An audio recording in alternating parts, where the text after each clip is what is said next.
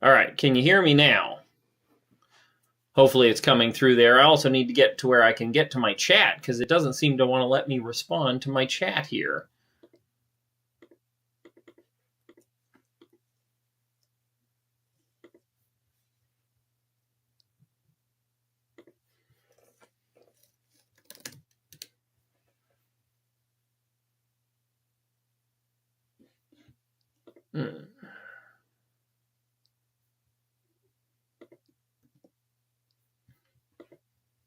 Okay. Awesome that you can hear me now. Thanks. Sorry about that. I'm using a different program and it's just not working exactly the way I was hoping it would. All right. Get rid of that. There we go.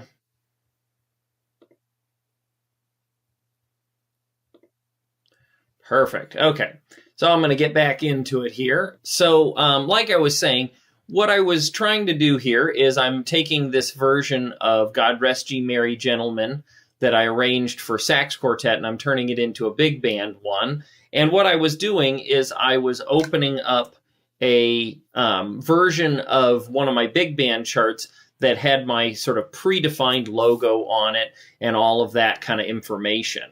And so what I wanted to do was open up this version here that has my title pages and everything on it so that I could make use of that. And I was going to show you that what I do here often is I'll open this up and I'll get Save As, and then I'm going to save this as a new big band chart, and I'm going to go ahead and go into my Christmas folder here and make a new one for... All right, and then obviously change my file name here.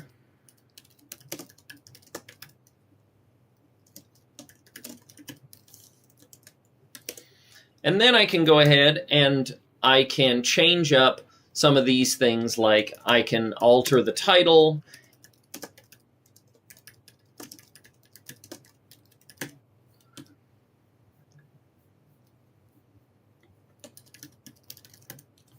And then what'll happen is it'll kind of auto-populate all of my stuff.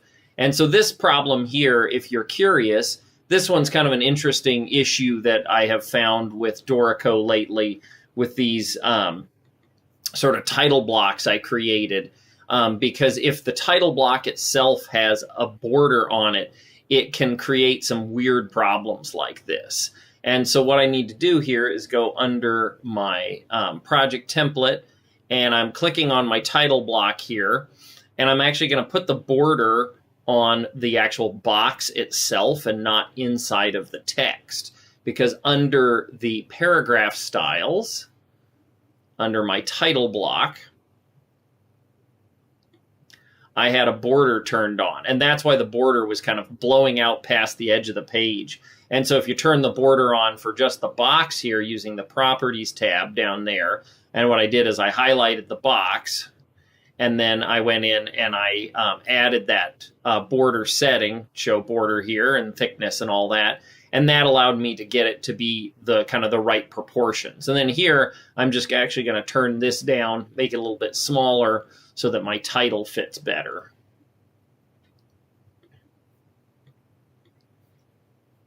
And see, now you can see the box doesn't blow out past the edge like it was before. But obviously my title is still too large, so I'm going to go back under my paragraph styles here, and I'm going to reduce the size of my paragraph style. I'm going to make this just down to 52, see if I can get it small enough. And see, it's almost getting there.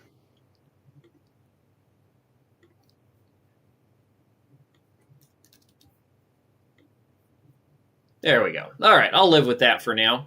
So now that I have the template open, what I'm going to do here is I'm going to go back to the write mode. I'm actually just going to highlight everything, and that's just Command A, and then I'm just going to hit the delete key. And what that's going to do is just get rid of all of this extra stuff. And sometimes I find I have to do it twice because for some reason it leaves behind a few things. And so there we have just a blank slate. I'm going to go to galley view so I can kind of keep my sanity here a little bit. And then now I can go ahead and I can set some parameters. So I'm going to hit Shift-K for key, and I'm going to go into D minor, which is the key of the one that I'm working from here. And then I am going to also set my time signature, which is that Shift M for meter. And I'm going to set it to 4/4 for 4/4. And that'll give me a whole bunch of measures. And then I'm going to go ahead and make it a whole lot bigger. Now from here, basically because I'm starting with an original sort of, excuse me, I'm starting with a predefined template, I'm going to go ahead and I'm going to highlight everything in each of these parts and copy them over. So I'm going to do piano, bass, and drums to start with. So what I'm going to do is in the write mode, I'm going to highlight these first little thing, and then I'm going to go under edit, and I'm going to go select to end of system. And what that's going to do is it's going to grab everything from the beginning to the end, and then I'm going to hit J, and then I'm going to add the chord symbols to my selection because I want to bring those with me as well. And then I'm just going to standard Command C to copy. I'm going to come back into my new document here. I'm going to highlight the piano part there, and I'm going to paste, and voila. Now I have not only the chord symbols, but I also have kind of my drum part, my piano part, my bass part, because I knew most of these were going to actually be things that I wanted to bring with me. I'm going to get rid of this extra document here just so it's out of my way.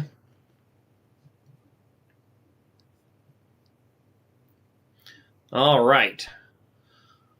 So now that we've got the start there, now I'm going to start bringing over some of my horn parts and whatnot. So I'm going to go back over to my saxophone quartet, and I'm going to grab on to some of these parts. Now you can see I had both an alto sax and a soprano sax. They're doubling of each other, but I wanted to do that in case I wanted to have a soprano in my quartet. So I'm going to go ahead and I'm going to do that same procedure, and I'm going to highlight that to the end of the system, or end of flow there. Oop. I need to grab the rest of my drum and bass part. It only grabbed the first little bit because I hit end of system instead of end of flow. I have a hotkey for this, which is all my modifiers plus E, so I can get everything. And then I'm going to add in that chord symbol, copy and paste all that in again. And just to make sure I don't get any weird overlap, I'm going to re-delete everything. Paste that back in. There we go.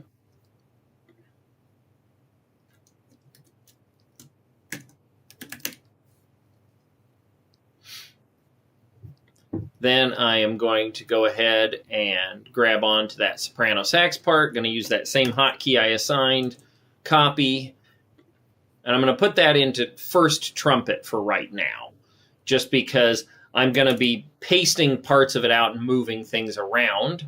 And then I'm going to grab this second alto part, and I'm going to put that into the second trumpet part, at least here in the beginning, because I want to kind of use those notes. And then I'm going to grab the tenor and the bari part, and I'm going to put those into tenor and bari in the saxophone section, because they're obviously going to be way too low for the trumpet section. Okay, so now I've got a kind of a decent start on what I previously had in the previous document. I have all of the rhythm section parts minus, oh, no, I didn't have a guitar part originally. Great. So I've got all the parts copied over in one shape or form. So I don't really need my original anymore because I have all of the information in here.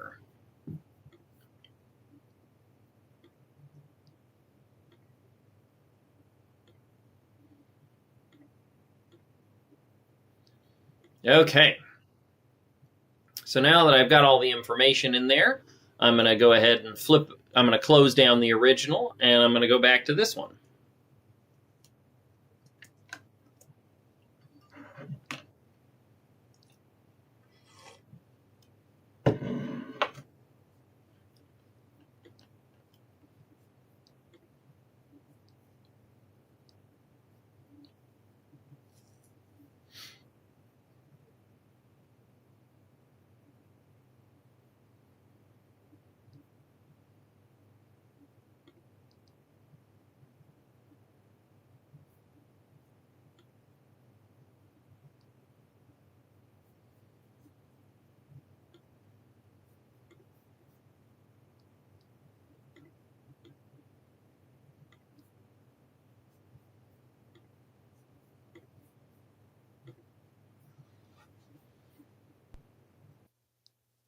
All right, Can you hear me again?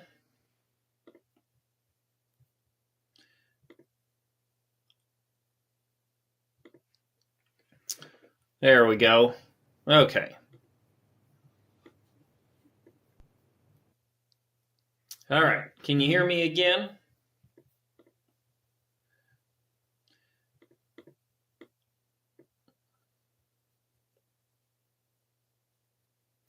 I just needed to go in and kind of flip over a setting or two because things weren't working the way they should, and it was kind of driving me crazy. So that's what I'm doing here so that I can see the chat window, and now I can chat back.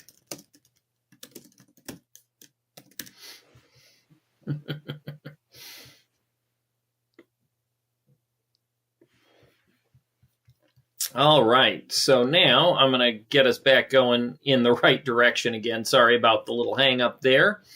Okay.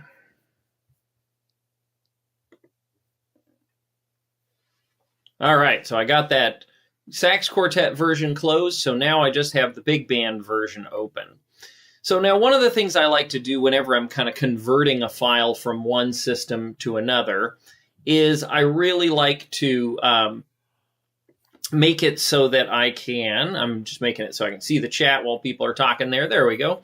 One of the things I like to do is I like to take my existing harmonizations, and then I like to blow them up for the different instruments. So in this case, what I'm going to do is I'm going to start by making trumpet voicings. So you can see here that I have a trumpet chord, and if I compare it to what I had over here in the sax parts, and I'm going to put it back in concert pitch so I don't go crazy here, you can see that I had this sort of E flat going to this D minor, going to an E flat chord. And so let me go ahead, I'm going to move this over so I can sort of see it in the trumpet part. And then I'm going to make some new voicings here. So you can see this is the start of my D minor voicing going to my E flat 7 sharp 11. And so what I'm going to do is I'm going to keep my melody note, but I'm going to revoice it. So I'm going to hit the enter key to go into my edit tool. And then I'm going to go down and I'm going to highlight all the different parts. And what I'm actually going to do, let me take that back one step. I'm actually going to copy this down into the 4th trumpet, because what I want to do is I don't want to change the rhythms or the articulations, but what I want to do is I want to change the notes. So I'm going to go ahead and hit the L key, and that puts on this lock feature here. And what the lock does is it makes it so that I can change the rhythms without changing, so I can change the notes without changing the rhythms. And I can hit one note, and you can see it will change everything in unison, or I can play a complete chord, and you'll see that it'll alter everything from top down. And this is the way I like to work when I'm kind of taking a pre-existing arrangement and altering the harmony. So I see that my first chord was a D minor 7 sharp 11. So what I'm going to do is I'm going to revoice this a little bit, because now that I have more instruments at play, I'm going to go ahead and add a 7th to my horn voicing there, because right now I have the 3rd, the root, and the 5th twice. So what I'm going to do is I'm going to add the C natural, or the 5th, there in the middle. And I'm using my MIDI keyboard here, obviously. And then I'm going to go ahead and I'm going to go to the next chord. And again, because I have an extra player, I'm going to add the 7th back in as well. And what I wanted to do is I wanted to keep the A natural here uniform on the bottom to sort of give it a different sort of sound. Now, I'm kind of a stickler for this, and I don't really like when it spells things with sharps that really should be flats. So I'm going to go ahead and respell that note before I forget. I'm also going to make sure that it has us in the right key here, which I'm not sure it did. So now I put us back in D minor. Okay. So now I'm going to take a look at the next measure. So I, again, have a slightly different chord progression. So I'm going to go back into my tool there, highlight, hit the L key so that I have all of them selected. And then I'm going to make that same trumpet voicing.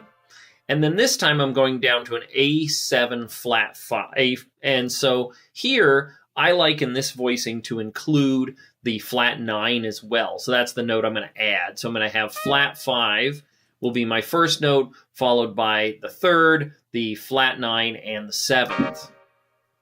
Now again, because this is an A chord, I really like to spell this one was a sharp, so I don't kind of go crazy. And I know some people would say it should be a D flat, but I really prefer it to be spelled that way to match up with the chord symbol a little better. Now this voicing here is the same, so I'm going to go ahead and copy and paste that one. And then this one's a little bit different, so I'm going to go ahead and I'm going to put that one in there.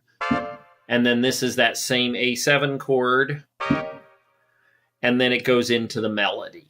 And I don't think I actually want the trumpets to play the melody there at the first entrance, so I'm going to go ahead and delete out that note. Okay, so I'm also going to put in a double bar while I'm here, because it helps organize things, and I'm Shift A to put in a rehearsal marker.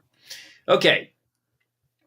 All right, now that I've got that, I'm going to go ahead and add the trombones to my harmony parts. Now, in this case, because I'm writing kind of a basic arrangement, I'm going to try out using sort of the old school big band writing technique, which was trombone parts are an octave lower than trumpet parts. So I just highlighted, copied, and pasted the trumpet parts. Then I'm just going to put them down an octave. And you can see it's actually a pretty decent register for the trombone section. You've got the F to a G, which is a pretty decent range for first trombone, and then everybody's in kind of a real comfortable range there. The only thing I think I might want to do is I might want to make the bass trombone play with the bari sax. I haven't quite decided, so I think I'm going to leave that alone for a minute. And again, because I'm kind of working a little bit quickly, I'm going to do the Sammy Nestico technique for creating sax parts, which is you're going to actually create saxophone section parts from your brass voicing. So once you have a brass voicing you're pretty okay with, then you can grab notes to make your sax parts. Typically speaking, unless the first trumpet part's pretty darn low, I like to grab the second trumpet for my first alto. So I'm going to do that.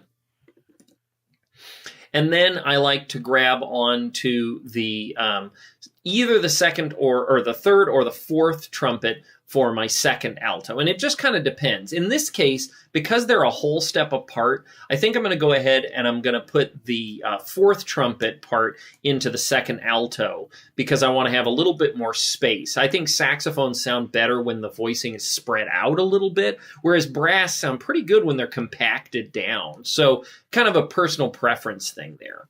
Now this part, this second trumpet part, I'm going to go ahead and I'm going to copy that into the first tenor, but I'm actually going to transpose it down an octave because these are chord tones and I really want them in my chord, but this way I was able to kind of push it down in the voicing to get a nice fourthy, fifth sound here. And then I'm going to go ahead and I'm going to grab that third trumpet voice and I'm going to put that in my second tenor. And I'm going to go ahead and copy that down an octave to mirror that third trombone. And so now you can see I've got a pretty nice looking voicing. And you'll see that second trombone is the same as first tenor, and third trombone is the same as second tenor. And if you're working with a less experienced horn section, sometimes it's nice to double up those inner voices a little bit so they don't get lost in the mix. So let's take a quick listen to this.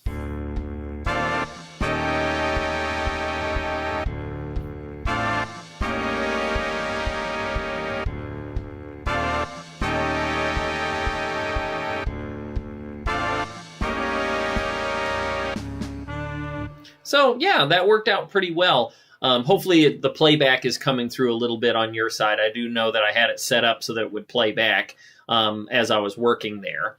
I am going to turn the speed up though. I'm going to use Shift T for tempo, and I'm going to do fast swing. Whoops. And I'm going to set it quarter note equal to, I'm going to do 165 for fun there. And then just to make sure it's playing back right, I'm going to use the tempo tool, and then I'm going to set this for medium swing eighths, just to make sure that it swings the way it should.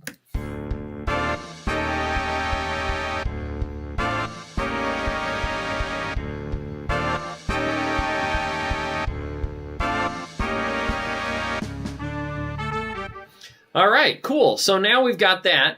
Now the only thing I need to do in this intro section realistically is decide whether or not I'm going to put the, what I'm going to do with the guitar part. Am I going to make them play the rhythms or am I going to have them play a horn line? And in this case, I think I'm actually going to have them double this sort of baseline thing in octaves that the piano's doing, because I think that's going to sound really cool to have them playing in octaves like that. Now, unfortunately, the guitar can't play a low D there, so it's going to be a slightly higher octave, but that's okay. But what I can do, though, is I can have them take these A's down an octave, which I think will sound pretty cool. So we'll add that in and hear what that sounds like.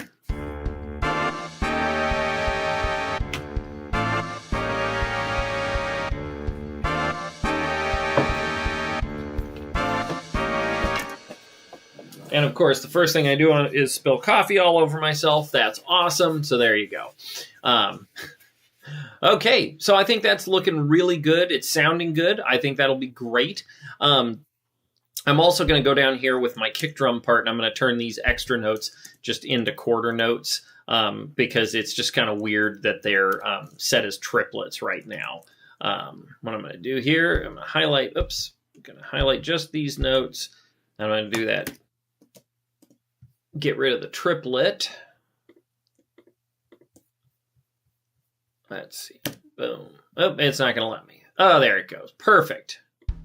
Got rid of my triplet there. I didn't need that notation. Move those over. Now I'm going to delete out what I had here in this bar and copy in this bar to fix that problem. Same thing here. And I'm just using the stretch tool here, which is the shift option and then the arrow key to make these single eighth notes longer. I think that just people get weirded out by a single eighth note on a beat with an eighth rest after it. So I like to do that kind of notation. So, all right, looks like we've got our introduction taken care of. So now we need to deal with our melody. And so I think for me, what I'd like to do is I'd like to put the melody in the lower saxes and the upper trombones. So I'm going to take this snippet of the melody, I'm going to copy it up into first tenor, and then I'm going to take that D natural that was in the melody, and I'm going to go ahead and put that back in the part, because that's the start of the melody, and I'm going to put a dynamic on it. Because that's where I want that to be. Oh, this is one of those things in Dorico that can be really frustrating, is dynamics get grouped together, and then you want to change it, and it kind of gets frustrating. So what I often need to do is go in, and I'm going to remove this one from the group, because I no longer want this dynamic affecting the other ones, because that way I can put in my mezzo forte. And then for the other instruments that are going to have the same thing, like this one, now I can copy this dynamic down into that part, and it won't affect everybody else who I don't want to have that going on.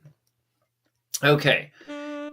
And then I'm going to go ahead and put an accent on that first note, because I just want it to really punch. There we go. Now I'm going to copy this first hunk of melody over into my trombone section, because again, I want to use sort of the lower horns for this. So down into my first and second trombone there. There we go. And I'm also going to take it down an octave, because it's pretty high for everybody. It's not out of the range of the tenor, but it's certainly a little higher. So now let's kind of see what this sounds like.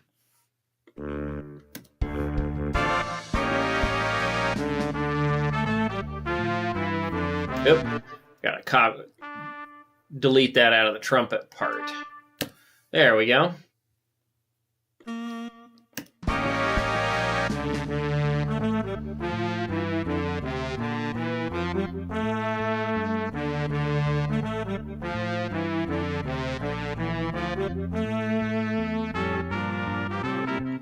There we go. That sounded good. Okay, so now that I've got that kind of going on, so here in this next section here, where it breaks into harmony, I'm going to go ahead and I am going to put in the rest of the saxes playing in harmony. So I'm going to go ahead and copy this over into the first alto and the second alto. And then I'm going to go ahead and reharmonize it, because now I have more saxes than I had before. So I'm going to go ahead and copy this part down into the first tenor also, so I have access to that. Now, a little trick, if you didn't know in Dorico, that you can do, that I think is pretty darn handy realistically, is if you want to be able to see a certain part of the score but not others. Like, for example, right now I really need to see my piano part so I can see the chords, but I also need to see the saxophone parts. So you can set up a filter here in Galley View. And what you do is you hit a plus here. And then what I'm going to do is I'm going to go down under my filter and I'm going to set it up where I want to see all of the saxophones. And then I want to see piano and bass.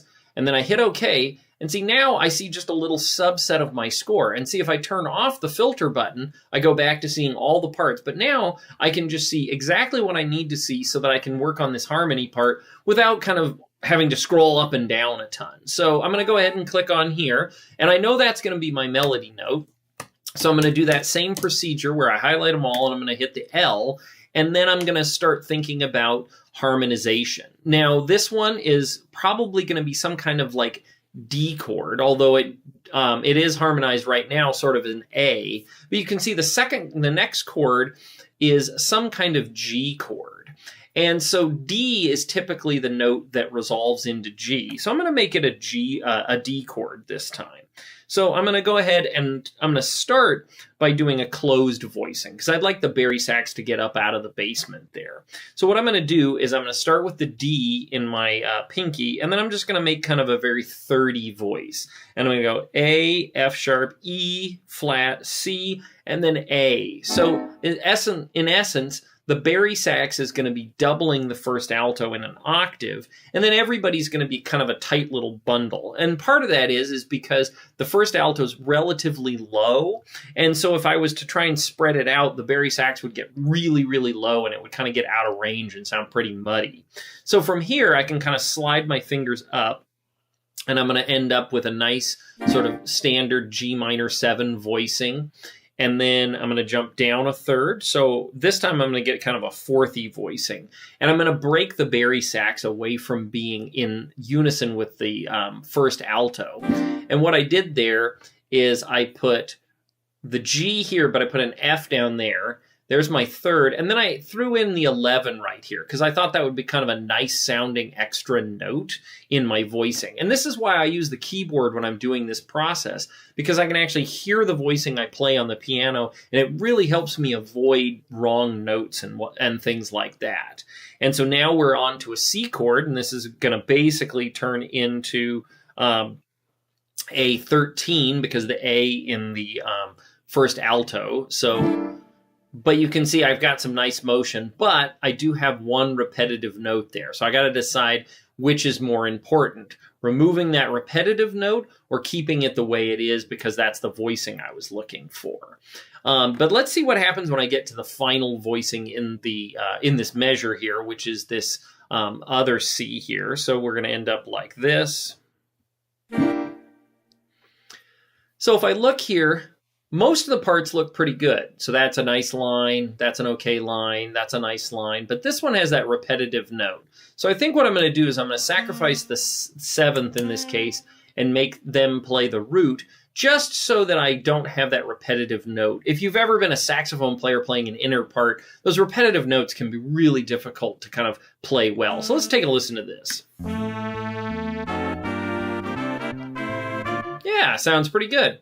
Okay, so I'm going to continue on with here. So now we're on to an A minor chord. Then I'm going to go back to my original voicing technique, but this time I'm going to spread it out a little bit. I'm going to do what they call a drop 2 because the lead alto is going higher. So instead of going like C, A, G, E as my block on the top, I'm going to take that A and I'm going to move it down an octave. So I'm going to get C, G, E, C, and that'll be 4 notes. And then the A that should have been in second alto is going to go down into the bari part. And that gives me a little bit of spread between the top 2 voices, which is a really pleasant sound. And I think most people would agree it sounds pretty good. Now here, because I sort of had a long note going into a series of notes, I can decide, do I want to make this a revoicing of the A chord? Or do I want to treat this as some sort of like dominant going into the next chord? And in this case, I'm actually going to treat it like an E sus chord because I want to have a little bit of motion here. And so what I'm going to do is I'm going to put the D natural on the top, which is the printed melody note. But then I'm going to go up to an F sharp in my I'm going to go up to an A in my second alto, and then I'm going to have an F sharp in my first tenor, which would be the ninth of my E sus. And then I'm going to have the octave D natural in second tenor, and then I'll go ahead and just keep the bari on the A. And so it kind of voices out a little bit like an A triad because of the notes I chose. But I could also go back and I could take this F sharp and I could make it an E natural, because then it would sound a little more like an E chord.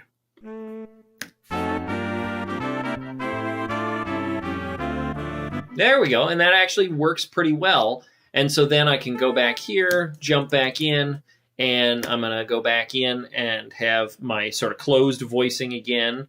Although I'm going to try and make my bari sax get low like you can see it was in the original. So I'm going to go ahead and do that drop voicing again. So instead of going A, G, E in my A minor chord, or A7 chord, I'm going to go A, skip over the G, go down to the sharp 5, which would be an F natural, then my third, which is a C sharp, then the G would be below that, and then I'm going to go ahead, actually I'll put the A and the G there on the bottom, two voices.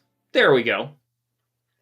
And then one more of that chord, so I'm going to kind of revoice it. So my melody note's a G, so then I'm going to do the third below that, then I'm going to do a ninth, and then the seventh, and then I'm going to actually do a third on the bottom.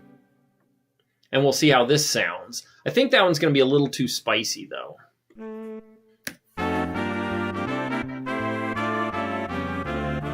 Nope, I can handle that one. So now the bari sax, I'm actually going to flip up an octave so that that C sharp goes up into the D. And then I'm going to go ahead and revoice this one.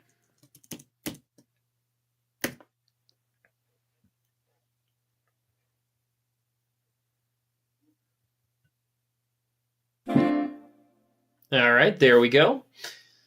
And then now I'm going to leave the bari sax alone for a second. That's why I don't have it selected, because it's kind of the notes I'm looking for anyway, because it's basically down in the root range of the voicing anyway. So then I'm going to have I'm going to do a tighter voicing here in the saxes. And then we'll go here. So we have a G7 chord, which is going to look a little more like a G13.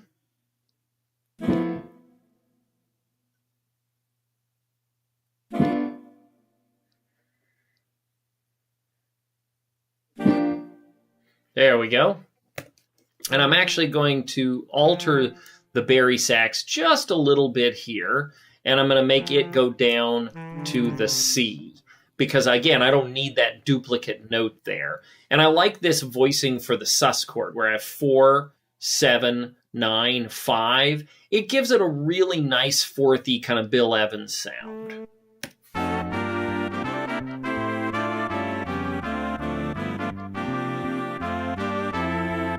All right, now I'm going to keep the fourthy sound here. This time I'm going to change all the notes. So I'm going to put the third, the seventh, the fifth, and then I'm going to put another fourth on the bottom. And then when it goes up like that, I'm going to keep the fourth on the bottom. And so that time I had a lot of repetitive notes. And it's really just because there wouldn't be a really clever way of revoicing it. All right, so now moving on, I'm going to go back to my drop voicing this time, because I don't like the third and the ninth being next to each other. And I don't want a root in my major 7 voicing because it clashes so much, especially when it's above the 7th. So I'm going to go ahead and preserve this sort of open spacing of a 4th, and I'm going to have the 3rd, the 7th, then I'll have a 5, and then I'll probably duplicate the 3rd, and then I'm going to put the bari actually down on the 5th. And then we have this sort of sus voice thing here. So we're going to make that kind of pretend like it's a B flat chord. And we'll go back down to our voicing. And then I'm going to make the bari sax jump down to the B flat. And we're actually going to revoice this. Even though it's an E minor 7 flat 5, I'm going to kind of treat it a little bit like a B flat chord, which, you know, the B flat is the tritone sub of A. And so I'm going to actually make the bari sax play a B flat instead of that E or that G. And so what I'm going to do here is I'm going to preserve those upper notes, and I'm going to have that fourth on the top, and then I'm going to have the root and the seventh. And then because I'm playing the fourth in that original voicing, I'm actually not going to put the B flat in the voicing yet. So I'm going to go like this. And the reason for it is that note and the B flat of the flat 5 would really clash. So I'm going to save that for my next eighth note chord here. And so then when I go to this voicing, it avoids that conflict. And those are things I'm always looking for when I'm doing these harmonizations, is I'm trying to avoid those kind of oopsie-daisy sort of like extra crunch that really didn't need to be there. And then I'm going to go ahead and we have this sort of passing chord here, which you can see is basically just a version of that A7 flat 5, because there's the flat 5 there. So I'm going to go ahead and preserve that voicing. And then I'm going to leave the bari sax alone on the A, and I'm going to leave basically everybody else alone. I'm just going to let the melody come down one note. So it's going to be a repetitive chord for everybody else, which will finally resolve out to our D chord. Now this one's tough because the lead alto is pretty low, and I really don't like putting seconds between my first alto and my second alto because it's a really hard tuning. So in this case, I'm actually going to opt for essentially no seventh in the chord, because I'm going to have a really low root in the bari, and then I'm going to have the third and the fourth in the tenors, and then I'll put the fifth in the second alto. And it's going to be kind of a dark sound, but again, I just don't like the sound of all that kind of extra sort of mess in there. So let's take a listen to this.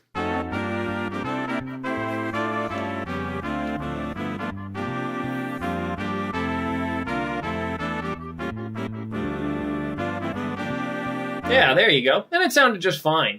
So then here, when we got down to that low note, I'm going to go ahead and I'm going to do sort of a Jerry Mulligan thing. In the bari sax, independently, I'm going to make it have a counter line. It's going to go up the scale to get up to the C. So I'm going to go... actually, I'm going to do it this way. I'm going to do... There we go. And then for the other horns, I'm going to go ahead and just voice these out. So it starts on a G7. So we'll go... There's a nice G dominant voicing with a ninth. And then when we go down, I'm just going to actually plane diatonically for a second, because once in a while it's nice to just kind of stick to a classic, and it can really sort of make your voicing sound a lot sort of cleaner. And all I did was these 4 intervals were the same, and then I just moved everything down one note in the scale. I preserved the B natural because we're in that key, and I went ahead and I left in this repetitive note, but I think I'm actually going to move it down too, just so I can preserve the scalar motion of that part. So now when we hear it, it has a really nice ring to it.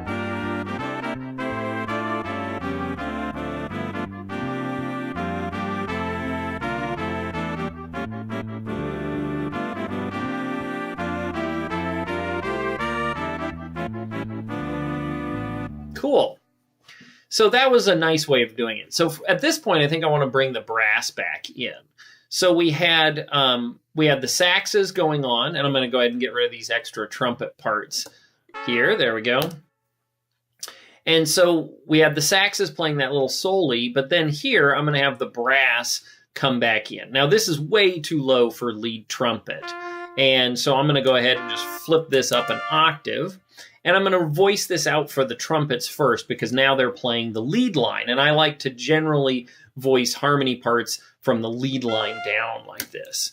And so again, this time I can kind of scroll down to see my piano part, so that worked. So I need to get a C sus on beat 3, and then C4 is going to be a C dominant.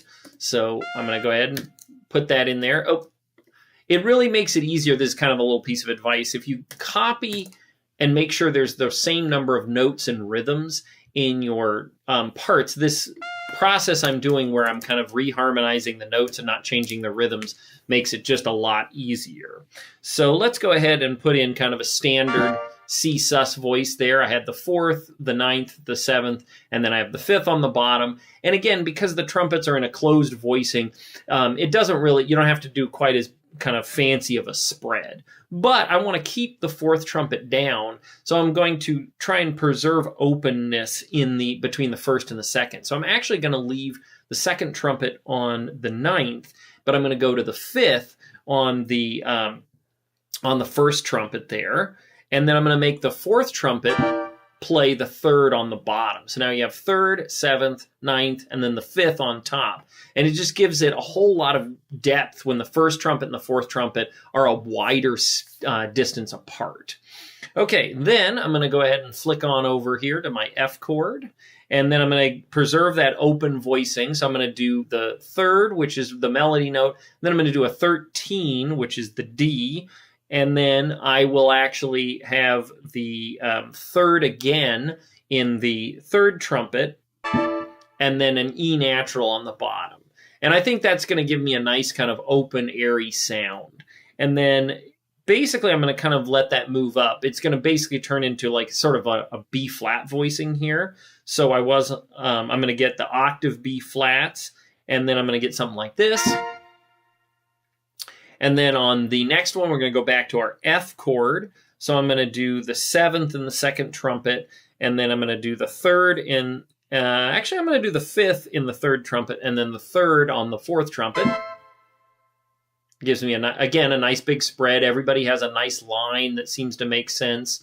And then on this final chord, where it sort of is a little bit of a dominant, I'm actually going to flick this over into being an F dominant chord for just this beat so that it'll resolve into the E chord, because F is the tritone sub of B, which is the dominant of E. I know, a whole lot of technical stuff for today.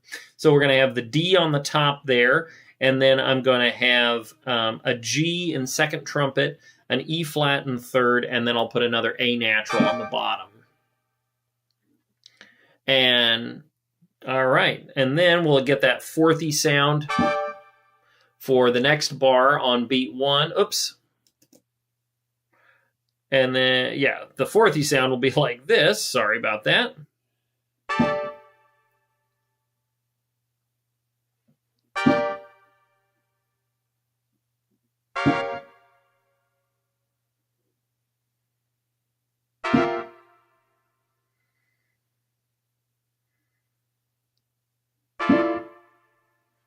All right. And basically what I did there is I just, starting here, this was an A chord, and I just sort of flipped the inversion over. You can see here I ended up leaving out the 3rd, but that's okay. It'll get picked up in the trombone section when I voice them. And then I have this nice D minor 9. Now, obviously, I'm making the chord symbols a little spicier, and depending on how spicy I made it, sometimes I'll go back and I'll edit my chord symbol to match, but other times I'll ignore that. So I'm going to go ahead and copy all this stuff down into the trombone section.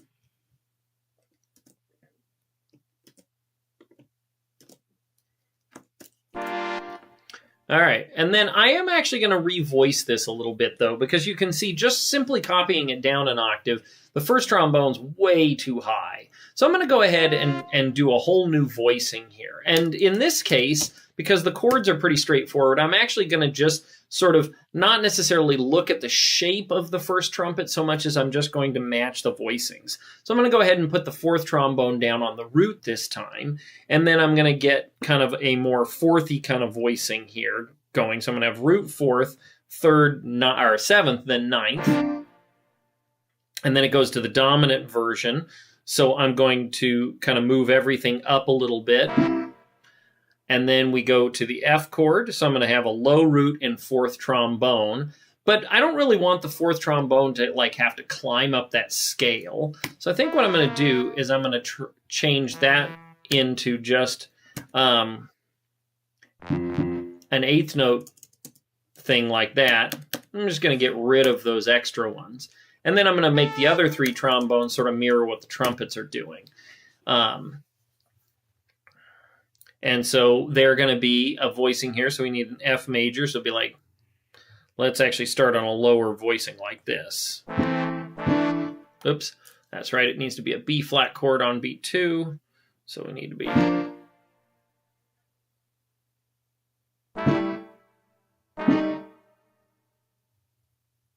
And actually on beat 4, I'm going to revoice that one to get a little more motion, and then we'll get the...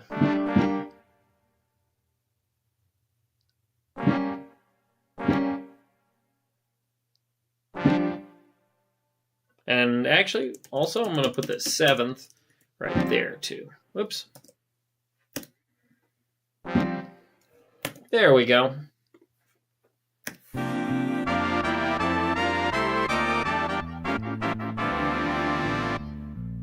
Oh. So now we need to copy over voices into the sax parts. So I'm going to go ahead and grab my 4th trombone there. Oops. And actually, I need to put the 4th trombone down onto some low notes.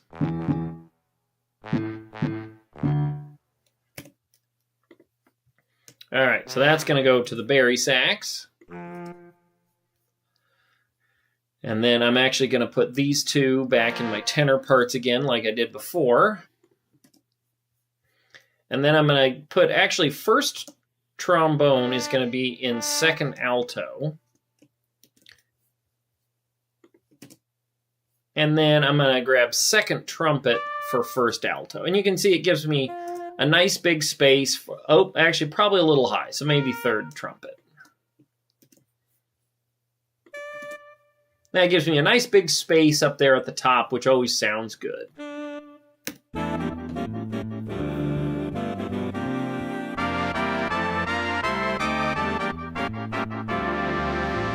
There we go. So I know I kind of breezed through that quite a bit, but kind of the thing that I think is most important when you're kind of looking through all of this is one of the things I like to use is I like to use my piano because I like to make voicings that make sense on the keyboard, and on my end I can hear it really well, and so when I play these chord voicings they make sense because I'm not really apt to play this on the piano and think, oh, that sounded perfect. You know, I'll play a voicing and I'll think, okay, and then I can just enter that into the program. The other thing I try and do is I try and get my chord tones, aka thirds, sevenths, and roots, as low as I possibly can in the voicing. Because there's this weird thing where if I put the root and the 5th on the bottom, but I put the 3rd and the 7th on the top, it just sounds weird. Whereas if I flip this over and I do it this way, it just sounds a whole lot more like the chord I'm trying to play. And so I genuinely like to get those as low as I can within reason. And then each section I treat sort of individually, but I also like to think about these kind of range things, where when the 1st trumpet's really going high, I like the 2nd trumpet to get away from it for intonation, because now the 2nd trumpet can easily play that G while the 1st trumpet's playing that sky-high note there. And it really allows everybody to get a much kind of stronger sense of what's going on.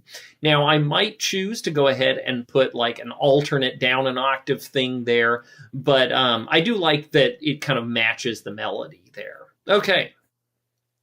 Now, I never ever like to put in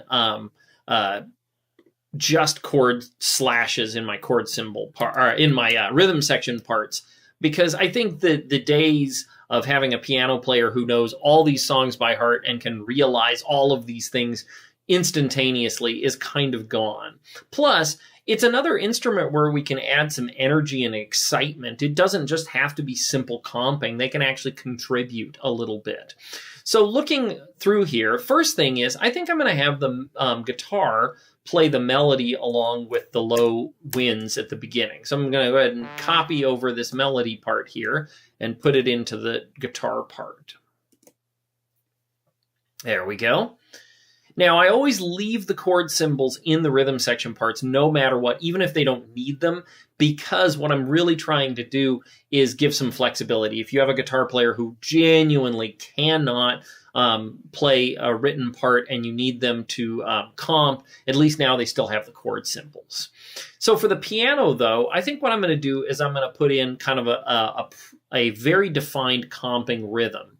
So what I'm going to do is I'm going to look at my melody here, and I'm going to see that on beat 1 and a 4, maybe 4 and 1 and a 4, maybe 3 and here, there's some notes that I want to hit. So I'm going to go ahead and I'm going to start programming that in. Now, because I'm kind of a terrible piano player. I oftentimes do the piano part one at a time because I think sometimes it's just faster. So I'm going to go ahead and start by putting in just a short note on beat 1. And I'm going to go ahead and put the accent on it so that everybody knows what I'm doing there. And I'm going to go and I'm going to put a 3-note voicing here for my right hand. Nothing real fancy. And then I'm going to go ahead and put an 8th note on the and of 3 to match up with my melody part there. And I'm going to change the voicing just a little bit. And then I'll have a note on the and of 4 that'll be long, and I'll end up with this. Now, obviously, I probably don't want that to be marked with a marcato, so I'm going to take that off, but I'll put it on the accent.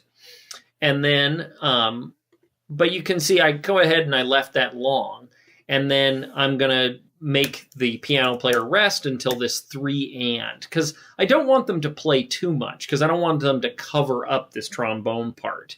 And here, because it's like really convenient, I'm going to go ahead and make the piano part sort of mirror the melody a little bit. So my thumb, which is the bottom of my piano voicing, is actually going to play the melody part of that trombone part. So I'm going to go, and then the top note in my voicing is going to be the top note of the melody, the line there. Oops, actually no, I take that back because that needs to be an A. So I got that one wrong. So let me revoice that one because that would have sounded terrible. I'm going to revoice this whole thing.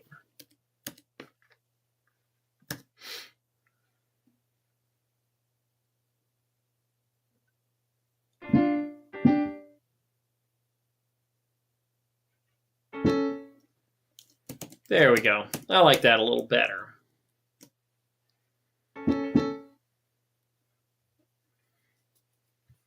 All right, now that I have kind of the start of my piano part, again, I'm going to copy this down into the right hand, and I'm just going to use that same technique I did where I go into the right tool, and I'm just going to use, and I'm going to put in sort of the chord tones on the bottom. And I typically only do 1 or 2 notes in the left hand, just because I always figure it makes it a little easier to play the part if you're a bad piano player like I am.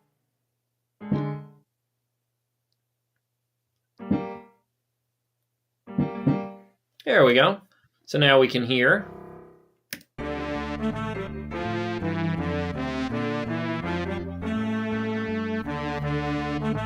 Good. And then because it's basically the same chords, I can actually just copy and paste this. And again, if you were going to hand this to, say, a high school group or a community group, sometimes it's nice to not go overzealous with making things holistically different. Because let's face it, it's just a background part.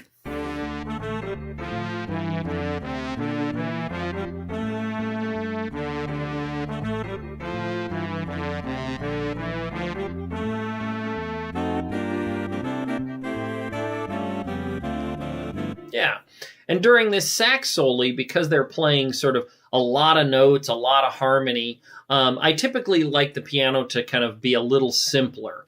And so I'm actually going to go back to my filter there so I can see the saxes and the piano. And so here, what I'm going to do is I'm actually going to copy the first alto part, and I'm going to put it into the piano part. And I'm not going to use it. But what I'm going to do is I'm going to kind of use it as a basis for my piano voicing. And so I'm going to go ahead and go like this.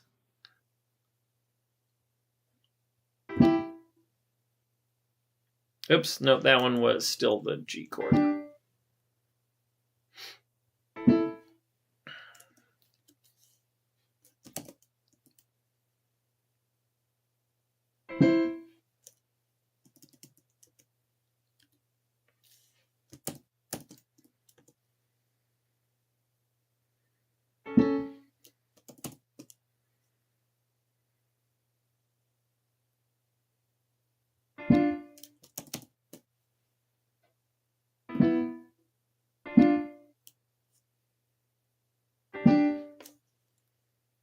And so you can see that was a really quick way of creating a piano voicing that literally mirrors what's going on above it so that they don't conflict. And again, if you have a decent piano player who is willing to do at least a partial read of the part, it gives them the ability to sort of match up a little bit.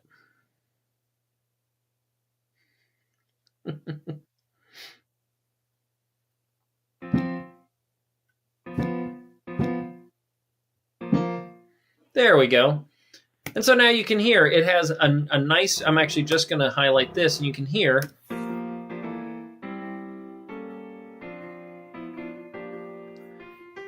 it mirrors the melody really well, but it also creates a really good pad for the melody. So if I go ahead and I click up here,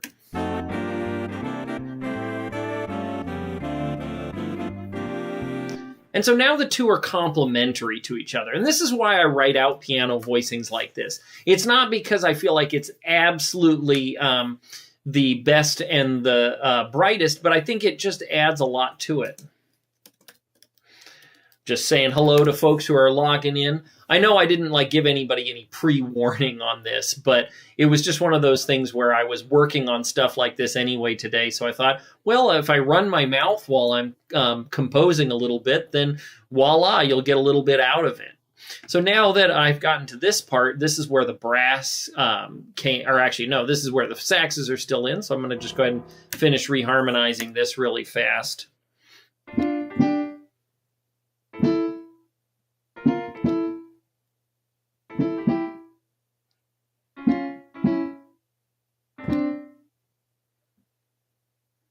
And then here I'm actually going to give the piano player a little fun. I'm going to leave in that little eighth note line in the right hand. But I'm going to go back to it here. And then now going here, we have this.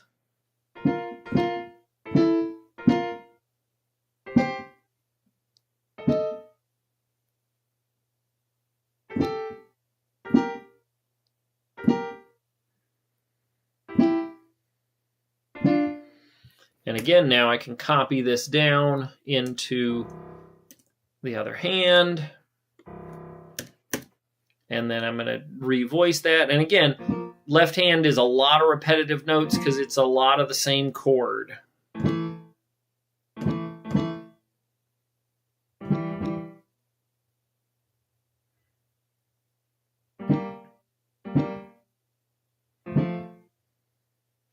I'm going to get rid of that eighth note line in the left hand.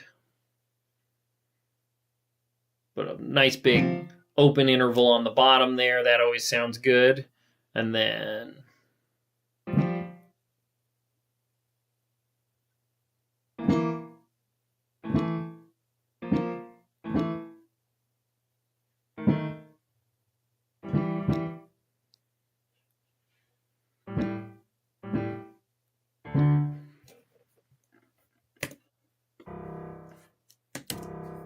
all right, let's take a listen to this section.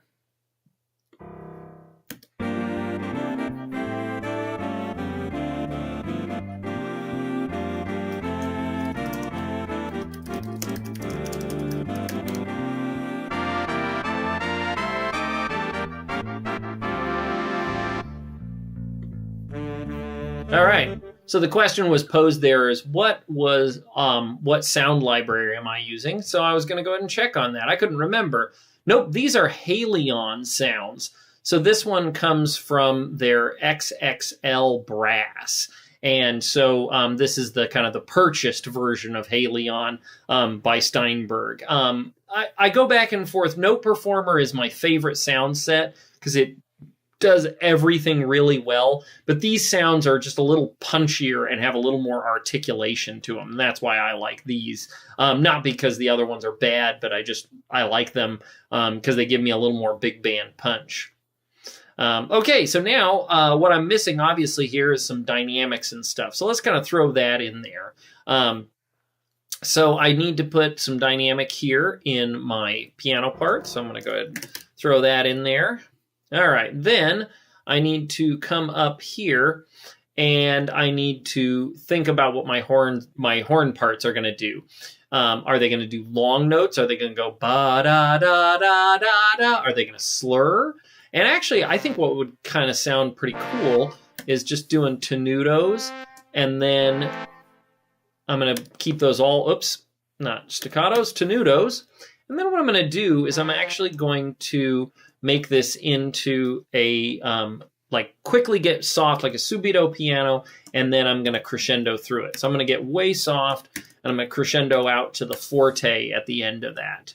And then this is going to be that traditional ba-da, ba-da, ba-ba. And then, as you can see, if you highlight all the notes, you can hit the hotkeys for the articulations. And this one it's the apostrophe, for example. This one here is, I'm going to put in an accent. It's that left brace. You can see it right there. And once I've done that, now I'm going to highlight my dynamic here, and I'm going to copy it, and I'm going to paste it up here. Now I could have put that, I could have put that into all the parts at once had I been sort of paying more attention, but sometimes it's nice to do that. And now what I'm going to do is I'm going to highlight all of this stuff, and I'm going to hit copy. But then what I'm going to do when I highlight this, instead of just pasting whatever, I'm going to go here, I'm going to paste articulations. And that'll give me all of that stuff. And then I can just paste in all of my dynamics. Oops, I got to actually highlight the dynamic again.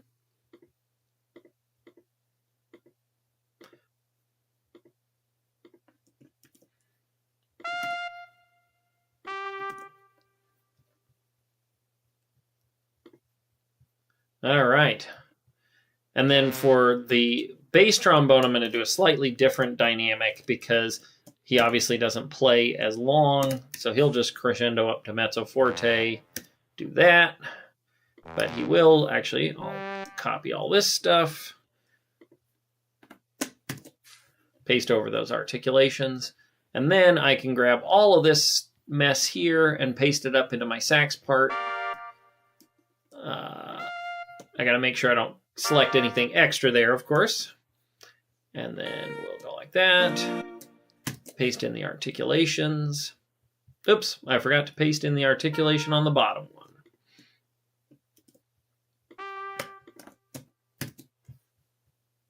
one. Yep.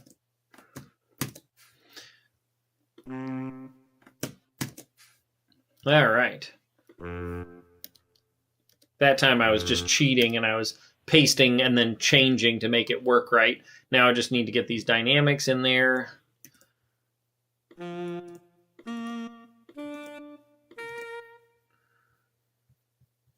then I also need to put that down in the rhythm section. Oops.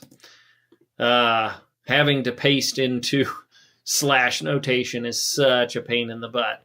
So typically when I do this, I'll have to redo it because when you highlight something in slash notation, it even though it doesn't look like it, it actually has highlighted basically everything in the slash, and so it can do some weird stuff. So typically speaking, I find I need to just go ahead and make this kind of redo it a little bit because it just doesn't want to do it correctly for me, unfortunately. Like it just did there. See, it made that thing stupendously too long. And then I have to hold down this key to bring it back because it's like all the way at the end of the chart there, which is just crazy. It's sort of a flaw in Dorico because it makes the assumption that slash notation is like one long section, where for most of us, the slashes is sort of like a background, and we want to be able to access each beat individually. So again, that's what makes this kind of irritating. One way I could have avoided this, just in case you were curious, if I delete this all out, if I'd have put my forte in first, and then I'd have gone here and put in my crescendo, see, then it wouldn't have zipped by. But you will see how it attached it to a very, very far away note, which is kind of frustrating. Again, it's because it's in this slash notation. There we go. And that thing I just did is what I did is I highlighted that, but then I also highlighted the terminating feature here, because now you can see this crescendo is attached to that beat, which is where I want it to be attached, obviously. Okay, gotta get my dynamics into my bari sax part. Oh, and these guys need to be at forte here. All right, so let's take a listen to this section.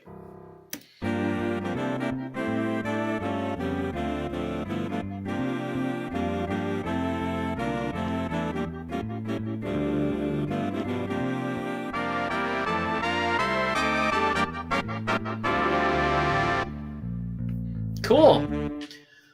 All right, so we've got some good progress going there. And like I said, it's really pretty quick when you're doing these kind of things, especially because, again, I had started by with a pre-existing thing. Now, this one carried over a thing that I don't like, which is it has the rehearsal markers on the bottom. I used to do that, but I don't love it. So I'm going to go into my layout, and I'm going to go under Staves and System, and I'm going to go in my System Attached Items. And then down here at the bottom, you can see where it says also show on bottom staves, rehearsal marks. I'm going to uncheck that because I just don't want them down there anymore. So that's just a little thing that I used to do, but I don't do that anymore. And so I have to uncheck it. Another thing I sometimes do is I'll make it so like my rehearsal markers will show up on other staves. I go back and forth on that because I don't like to clutter up my score, but sometimes it really helps. So. All right, I'm going to go back to my page view here for a second and see what we're looking like. Now, because I used a predefined template where I copied over all of this other stuff, because I'll probably inevitably end up publishing this one once I'm done, is I need to kind of make sure that it's fitting on the page well. And because I went big band to big band, same number of instruments, you can see it's fitting on the page pretty darn easily. And all my titles are there. You can see the transposition. You can also see that my page numbers are working properly. And so no real issues there. But I do like to from time to time go in and kind of check on this to make sure that I haven't sort of created a monster that is getting out of hand as I go along. The other thing I do from time to time is I will actually assess the playback stuff if things don't sound quite right. Now, again, I went big band to big band, so this one sounds pretty good in playback, so I haven't had to worry about that as well. And because, again, I had copied over drum set parts and other things, it seems to work out. But I do see kind of what I'll call a typo here, which is you can see that my originally my drum set part was pulling from tenor 1. But then down here, there's nothing in tenor 1. And so this whole cue is like the entire chart long. And so what I'm going to do is I'm going to grab this cue here by clicking on it like that. And then I'm going to go find the end of this, which is right here. And I'm going to pull it back because I don't actually want to use that long of a cue, because I'd like to think that if some other instrument was playing, it wouldn't have these extra rests in there that are kind of totally obnoxious. The other thing I like to do nowadays is instead of doing my slash regions as being as long as possible, what I'm actually going to do is I'm going to click right here, and I'm going to hit the U key on the keyboard. And what this did is it breaks this slash region apart from this one. So now I can do stuff to this region without being affected by anything previously. And especially when I'm doing cues, because if I was to go in here and do a cue for trumpet 1, you'll see it automatically will create a cue as long as that slash region. So if I break my slash regions up into smaller chunks, then my cues and other things don't get like, the entire chart long, which can just be a huge pain. So that's just a thing that I like to do now is I'll just do slash regions for just like an 8-bar chunk at a time so I can kind of keep a handle on it. And I can always break them apart too. I can go in the middle here. So if I wanted to expose like a little piece in the middle, see, I can actually drag it back so I can have a little bit of notation there in the middle if I needed such a thing. All right.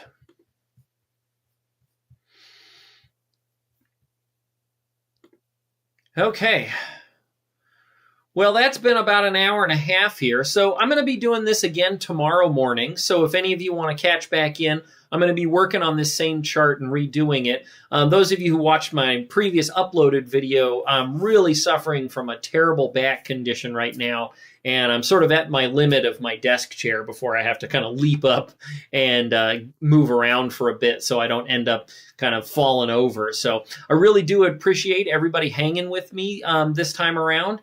And check back tomorrow about the same time. I'm going to be going ahead and doing some more work on this same chart. And I'm going to be doing this somewhat regularly. I kind of find it pretty fun. And again, remember, these ones get uploaded to the channel, so you can go back and check out what went on. I apologize. This one had a little bit of a tech problem right in the beginning. So at some point, I'll get a little better at that at the beginning. So thanks so much for watching, and I'm going to catch everybody the next time.